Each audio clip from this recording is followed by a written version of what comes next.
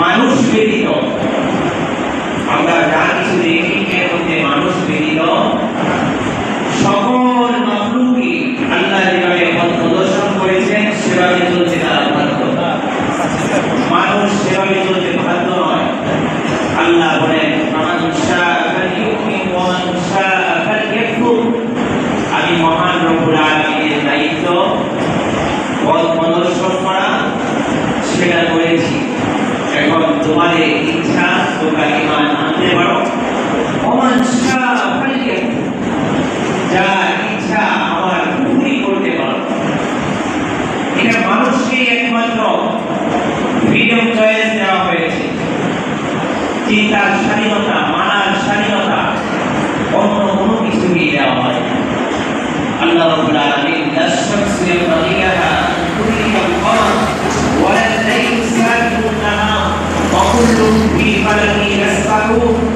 আমরা যে জিনিসটা প্রতিনিয়ত চোখে দেখি, সূর্যের তাপ প্রতিনিয়ত আমাদের প্রয়োজন। এই সূর্যের কথা, চন্দ্রের কথা, এইগুলোর কথা আল্লাহ রাব্বুল আলামিন বলেন যে এইগুলোকে যেভাবে আমি নির্দেশ দিয়েছি সেভাবেই তারা তার নিজ নিজ কক্ষপথে তারা ঘূর্ণায়মান করছে।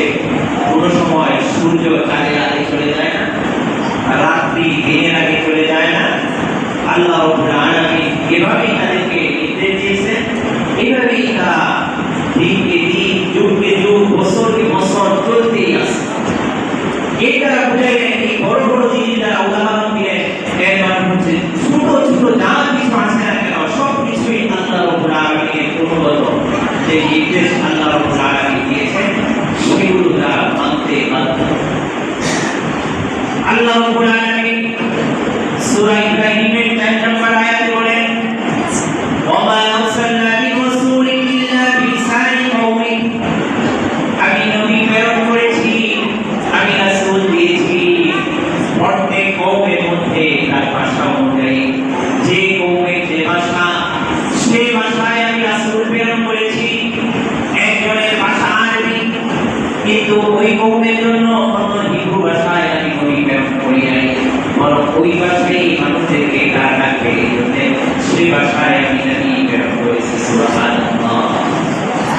আল্লাহ রাব্বুল আলামিন বলেন লিকুল্লি কওমিন হাদ। সূরা ওয়ালের মধ্যে স্পষ্ট লিকুল্লি কওমিন হাদ, প্রত্যেক জাতির জন্য আমি পথ প্রদর্শক, হেদায়েত করনেওয়ালা, আমি মানুষ পাই। আল্লাহ রাব্বুল আলামিনের নির্দেশ অমান্য করে থাকি, এটাই হলো আমাদের জন্য পরীক্ষা। নবী রাসূল আগমন করা এটা অবশ্যই বিশ্ব মানবের জন্য, অবশ্যই এটা কল্যাণের, এটা উৎসবের, এটা আনন্দের সংবাদ। আল্লাহ রাব্বুল আলামিন সূরা মারিয়ামের মধ্যে দুইজন নবী আলোচনা করেছেন, তাদের জন্ম দিনটা সম্পর্কে আল্লাহ রাব্বুল আলামিন উল্লেখ করেছেন। সূরা মারিয়াম জন্মপ্রাপ্ত একজন বান্দা জাকারিয়া, তার আলোচনা, তার জিকিরটা কি, আলোচনাটা কি? আলোচনাটা হলো আল্লাহ বলেন ইন্নাদা রাব্বাহু নিদান খাফিয়া, সে গোপনে গোপনে আমাকে ডাকে, আমার কাছে হাত দিয়ে জানা, সে গোপনে আমার কাছে একজন সন্তান চায়। আল্লাহ রাব্বুল আলামিন জাকারিয়া আলাইহিস সালাতু ওয়াস সালামকে সন্তান দেন না, দীর্ঘ সময় চলে যায়। জাকারিয়া আলাইহিস সালাতু ওয়াস সালাম তিনিও বার্ধক্যে পৌঁছে যান। আল্লাহ রাব্বুল আলামিন আশা দিয়ে ছাড়েন নাই। আল্লাহ বলতেছেন قال رب إني وهن العظم مني واشتعل الرأس شيبا ولم أكن بدعائك رب شقيا। জাকারিয়া আল্লাহ তাআলার কাছে দোয়া করে, ওগো আল্লাহ, আমার হাড়ি, আমার অস্থিগুলো এগুলো তো নড়বড় হয়ে গিয়েছে, আমার চুলগুলো সাদা হয়ে গিয়েছে, তবে আপনি এই বয়সে সন্তান দিতে পারেন। জাকারিয়ার ডাক আল্লাহ রাব্বুল আলামিনের কাছে অতিশয় পছন্দ হয়েছে। আল্লাহ রাব্বুল আলামিন সূরা মারিয়ামের মধ্যে আলোচনা করে বলতেছেন, ইয়া জাকারিয়া ইন্না নুবাশশিরুকা বিগুলামিন ইসমুহু ইয়াহইয়া। ও জাকারিয়া, আমি তোমাকে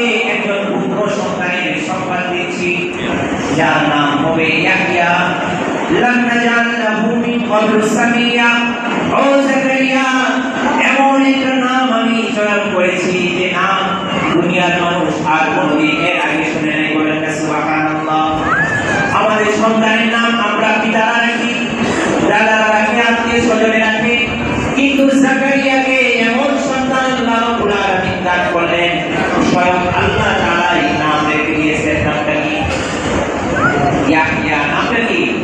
ইয়াহইয়া। জাকারিয়া আলাইহিস সালামের সন্তান দিয়েছেন বৃদ্ধ বয়সে, নাম রেখেছেন আল্লাহ তাআলা, এমন নাম রেখেছেন লাম নাজআলহু মিন কওমিন সামিয়া, যে নামের পূর্বে দুনিয়াবাসী কখনো শুনেই নাই। সুবহানাল্লাহ, এত সুন্দর নাম রেখেছেন আল্লাহ রাব্বুল আলামিন। আল্লাহ রাব্বুল আলামিন ইয়াহইয়া আলাইহিস সালামের জন্মের ব্যাপারে বলেন, ওয়াসালামু আলাইহি ইয়াওমা উলিদা ওয়া ইয়াওমা ইয়ামুতু ওয়া ইয়াওমা ইউবাসু হাইয়া। ইয়াহইয়া আলাইহিস সালাম সেদিন দুনিয়াতে আসবে, সেদিন শান্তি। ওয়া ইয়াওমা ইয়ামুত, যেদিন ইয়াহইয়া মৃত্যুবরণ করবে, আমার সান্নিধ্যে চলে আসবে, সেদিন আমি ঘোষণা করে দিলাম, সেদিন শান্তি। ওয়া ইয়াওমা ইউবাসু হাইয়া, ইয়াহইয়াকে যেদিন আমি পুনরায় কবর থেকে উত্থাপিত করব, আমি ঘোষণা করে দিলাম তার প্রতি আমার ওই শান্তি। সুবহানাল্লাহ। তাহলে ইয়াহইয়া আলাইহিস সালামের জন্মের ব্যাপারে আল্লাহ কি ঘোষণা দিলেন? শান্তির ঘোষণা দিলেন। এই সূরা মারইয়ামের মধ্যে আরেকজন নবীর জন্মের ব্যাপারে আল্লাহ রাব্বুল আলামিন আলোচনা করেন। তিনি বলেন হযরত ঈসা আলাইহিস সালাম, ঈসা আলাইহিস সালাম যখন দুনিয়াতে আসলেন, মারইয়ামকে বিভিন্ন জনে বিভিন্ন কথা বলে মারইয়ামকে নিয়ে কটূক্তি করে। ঈসা আলাইহিস সালাম মাতৃ করে সেখান থেকে তিনি জবাব দিচ্ছেন, ক্বালা ইন্নী আবদুল্লাহ, তোমরা যে যাই বলো না কেন, আমি বলছি আমি হলাম আল্লাহর গোলাম। এরপরে আল্লাহ রাব্বুল আলামিন ঈসা আলাইহিস সালামের ব্যাপারে বলেন, ওয়াসসালামু আলাইয়া ইয়াওমা উলিদতু ওয়া ইয়াওমা আমুতু ওয়া ইয়াওমা উবাসু হাইয়া। ঈসা আলাইহিস সালাম বলেছেন, আমি যেদিন দুনিয়াতে এসেছি, ইয়াওমা উলিদতু, আমার যেদিন দুনিয়াতে আগমন, সেই দিনটা আমার উপর শান্তি। ওয়া ইয়াওমা আমুতু, আমি যেদিন মৃত্যুবরণ করব, সেদিনও আমার উপর শান্তি। আমাকে যেদিন পুনরায় আল্লাহ রাব্বুল আলামিন উত্থাপিত করবেন, সেদিনও আমার উপর শান্তি। বলেন সুবহানাল্লাহ। তাহলে ইয়াহইয়া, ঈসা, তাদের বিরাট সম্পর্কে, তাদের জন্ম সম্পর্কে আল্লাহ সংবাদ দিচ্ছেন শান্তির সংবাদ।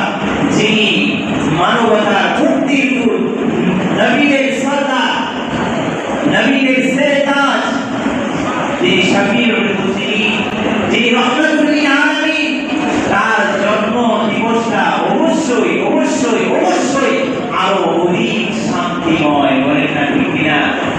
অবশ্যই শান্তিময়।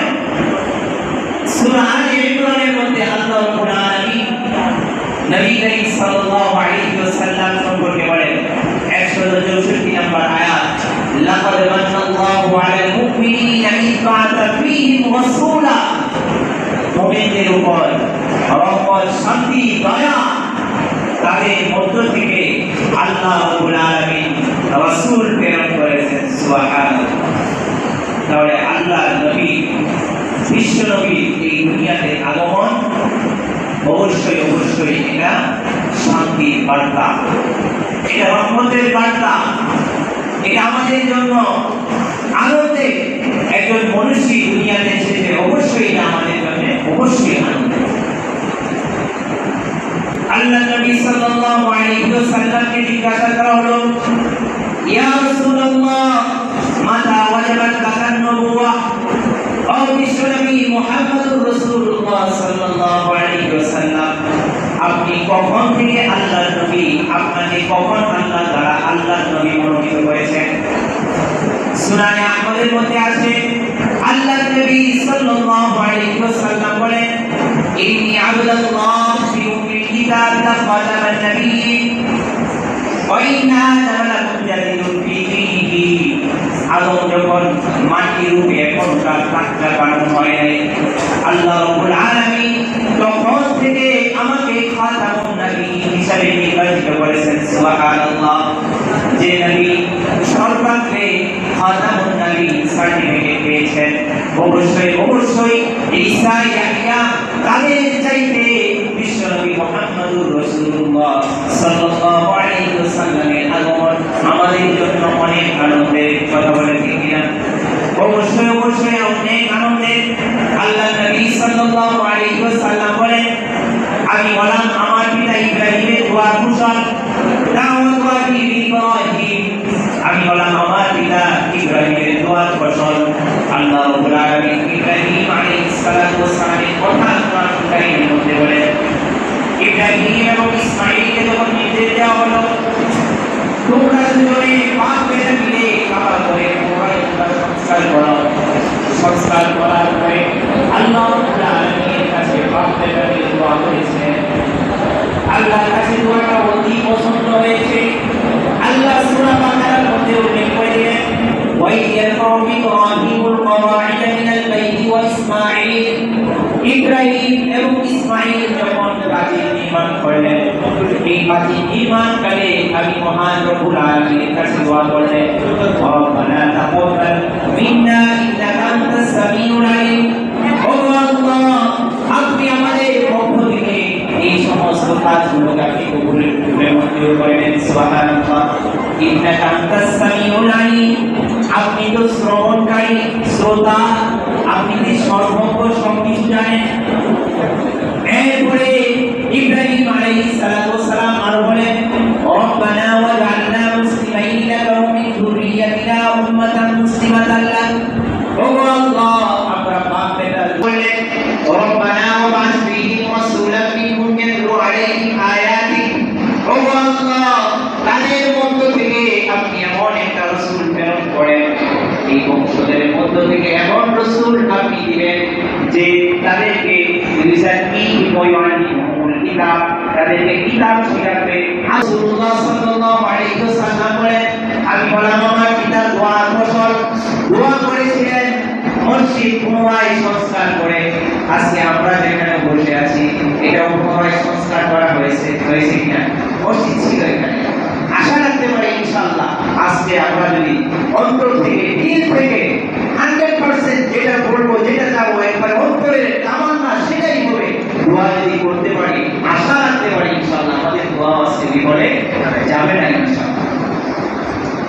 ইব্রাহিম আলাইহিস সালাতু ওয়াস সালামের দোয়ার ফসল বলেছেন এবং নবী সাল্লাল্লাহু আলাইহি ওয়াসাল্লাম এটাও বলেছেন, আমি বললাম তুই যাবে সন্তান। অর্থাৎ ইব্রাহিমের ছেলে ইসমাঈলকে ইব্রাহিম আলাইহিস সালাতু ওয়াস সালাম যখন জবাই করতে গেলেন, আল্লাহ তাআলা রহমতকে তাকে বাঁচিয়ে দিয়েছিলেন। এইগুলো এখানে ইসমাঈল। আরেকজন বলেন, কাজা আব্দুল মুত্তালিবের ছেলে আব্দুল্লাহ, নবী সাল্লাল্লাহু আলাইহি ওয়াসাল্লামের যিনি পিতা, আব্দুল্লাহ নিয়াত করেছে, আল্লাহ আপনি আমাকে যদি 10টা সন্তান দেন, এই 10টা সন্তান এই জাজিরার মধ্যে ছড়িয়ে ছিটিয়ে যাবে, আমার বংশ বিস্তার হবে। আমি নিয়ত করলাম একটা সন্তান আপনার নামে আমি উৎসর্গ করে দেব। আল্লাহ রাব্বুল আলামিন 10টা সন্তান দিয়েছেন। 15টা সন্তান আব্দুল্লাহ, তাকে জবাই করতে হয়। খাজা আব্দুল মুত্তালিব পরামর্শ করছেন কি করা যায়। তখনকার পণ্ডিতরা বললেন যে একদিকে আব্দুল্লাহকে রাখবে, আরেকদিকে উটের সংখ্যা লিখবে, তারপরে কাগজ উঠাবে। প্রথম রাখা হইল 10 উট আব্দুল্লাহ, উঠলো আব্দুল্লাহ, আবার 10 উট বাড়িয়েছে, 20 উট আব্দুল্লাহ, আবার উঠেছে আব্দুল্লাহ নাম। এভাবে তুলতে যখন 100 উট আব্দুল্লাহ, তখন উটের সংখ্যায় উঠেছে। আল্লাহ নবী সাল্লাল্লাহু আলাইহি ওয়াসাল্লামের দাদা 100 উট জবাই দিয়ে দিয়েছে, এই সন্তানকে রেখে দিয়েছে। এই জন্য নবী মুহাম্মদুর রাসূলুল্লাহ বলেন, আমি হলাম দুই জাতের সন্তান। সুবহানাল্লাহ। বিশ্বনবী মুহাম্মদুর রাসূলুল্লাহ সাল্লাল্লাহু আলাইহি ওয়াসাল্লাম আরো বলেন, আনা মুহাম্মদ, আনা আহমদ, আনা মুতাওয়াফি। আমি হলাম মুহাম্মদ প্রশংসিত, আমি হলাম আহমদ, আমি অধিক প্রশংসাকারী, আনা মুতাওয়াফি, আমি হলাম সর্বশেষ, আমার পরে আর কোনো নবী নেই। এরপরে বলেন আনা হাশির, আমি হলাম কিয়ামত দিবসে হাসর কায়েম হবে, সর্বপ্রথম মুহাম্মদুর রাসূলুল্লাহ সাল্লাল্লাহু আলাইহি ওয়াসাল্লামকে উঠানো হবে। এরপরে তার পিছনে পিছনে সবাই একত্রিত হবে। এই নবী মুহাম্মদুর রাসূলুল্লাহ বলেন, আমি হলাম আশিক। আল্লাহ নবী আর বলেন, আনা নবিয়ুর রাহমা, আমি হলাম নবিয়ুর রাহমা, রহমতের নবী। মুহাদ্দিসগণ বলে থাকেন নবিয়ুর রাহমার উদ্দেশ্য হলো কিয়ামত দিবসে যখন মানুষ হায় উতাস করবে, বিচার কার্য শুরু হওয়া দেরি হয়ে যাবে, মানুষ পাগলের মতো ছুটাছুটি করবে, একদিক থেকে আরেক দিকে যাবে। প্রথমে বাবা আদম আলাইহিস সালাতু ওয়াস সালামের কাছে যাবে, মানুষজন গিয়ে সেখানে বলবে, আপনি আমাদের আদি পিতা, আপনি সর্বপ্রথমে দুনিয়াতে এসেছিলেন, আপনি আল্লাহ তাআলার কাছে একটা আবেদন করেন যেন আল্লাহ রাব্বুল আলামিন বিচার কার্য শুরু করে দেন। বাবা আদম আলাইহিস সালাম বললেন, না না না, আমি যেতে পারবো না, আমি ভুল করেছি। এরপরে নূহের কাছে পাঠিয়ে দেবে, নূহের কাছে যাও, নূহ আলাইহিস সালামের কাছে যাওয়া হবে। নূহ আলাইহিস সালামও তিনি না করে দিবেন যে না না, আমার ভুল আছে, আমি আল্লাহ তাআলার দরবারে গিয়ে আমি ফরিয়াদ করতে পারবো না। আপনি বরং চলে যান ইব্রাহিম খলিলুল্লাহর কাছে। ইব্রাহিম খলিলুল্লাহর কাছে যাওয়া হবে। ইব্রাহিম খলিলুল্লাহ উযর পেশ করবে, আমি তো ভুল করেছি, চন্দ্র সূর্যের পূজা করেছি, সেখানে আমি আল্লাহকে খুঁজতে গিয়েছিলাম, চন্দ্রকে ভেবেছিলাম এটা আমার রব হবে। কিন্তু যখন দেখি চন্দ্র চলে যায়, রাত আসলে, দিন আসলে, সূর্য ওঠে, আবার সূর্য চলে যায়, রাত আসলে, তখন আমি বুঝতে পেরেছি আসলে এরা নকল প্রভু, আমার ভুল আছে। ইব্রাহিম খলিলুল্লাহ পাঠিয়ে দিলে, বরং তোমরা যাও মুসা কালিমুল্লাহর কাছে। এভাবে এক একজন নবী এক একজনের কাছে পাঠিয়ে দিবেন। ঈসা রূহুল্লাহর কাছে পাঠানো হবে। ঈসা রূহুল্লাহ এই জবাব দিবে, আমি তো আজকে ফরিয়াদ করতে পারবো না, কেননা আমাকে মানুষ আল্লাহ তাআলার সাথে শরীক করে ফেলেছে, তাই আল্লাহর দরবারে আমার দ্বারা করা সম্ভব নয়।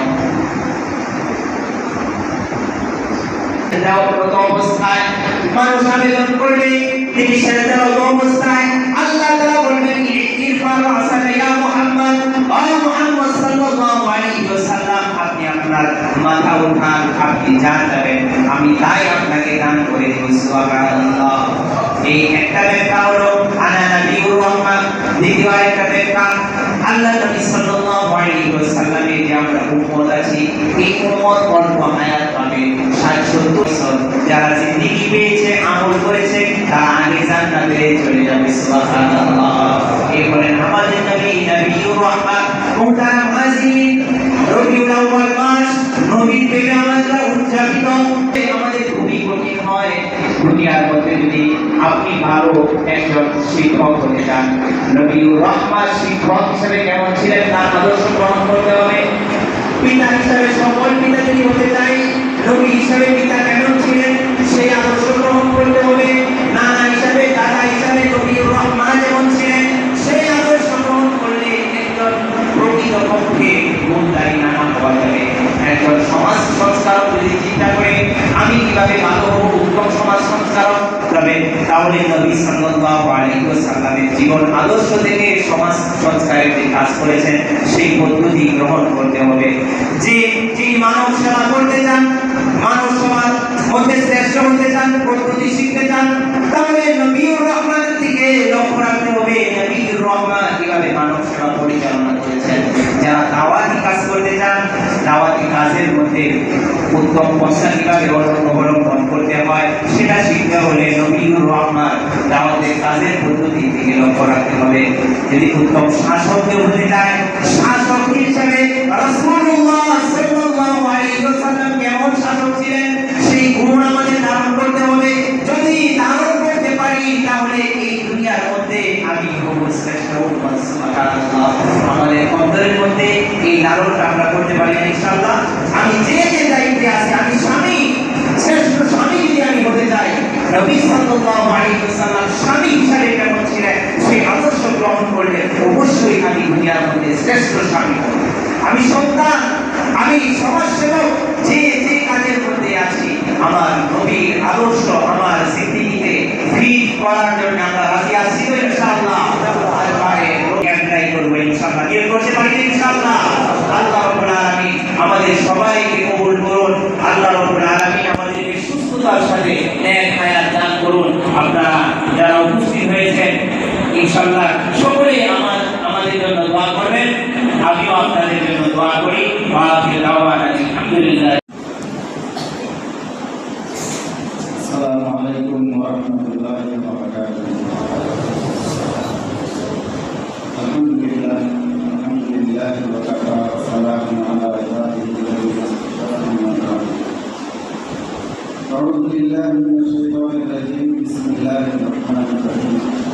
ওয়া আন্নাল মাসাজিদা লিল্লাহ ফালা তাদ'উ মা'আল্লাহি ইলাহান আখার। সুবহানাল্লাহি ওয়া আল্লাহ পাকের দরবারে লাখো শুকরিয়া। আমরা যারা উপস্থিত হয়েছি আল্লাহ পাকের দরবারে শুকরিয়া আদায় করি। আল্লাহ সবাই বলি আলহামদুলিল্লাহ। সাথে সাথে আমাদের সাল্লাল্লাহু আলাইহি ওয়াসাল্লাম দরবারে দরুদ এবং সালাম পেশ করি। আল্লাহ সবাই বলি সাল্লাল্লাহু আলাইহি ওয়াসাল্লাম। সারা দিন আমরা অনেক চেষ্টা করে আমাদের কিছুদিন আগে করে এরকম ঘটনা হয়ে এমন একটা ঘটনা আসলো যে একবারে আমাদের আর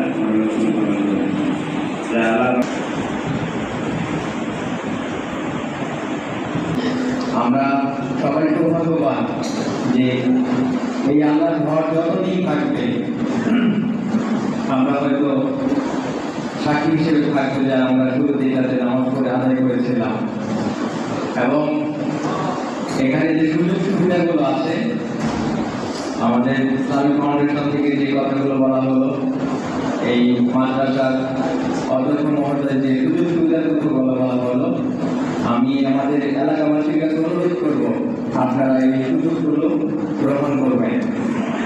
এটা শুধু মসজিদই না, এটা ইসলামিক সাংস্কৃতিক কেন্দ্র, অর্থাৎ এখানে আপনার বই পড়ার জন্য জায়গা আছে, আপনার মৃত ব্যক্তিকে কিভাবে গোসল করাবেন, তারপর হলো আপনার হজ সম্পর্কে এখানে কাজ হবে, এবং ইমাম সাহেবদের প্রশিক্ষণের ব্যবস্থা হবে।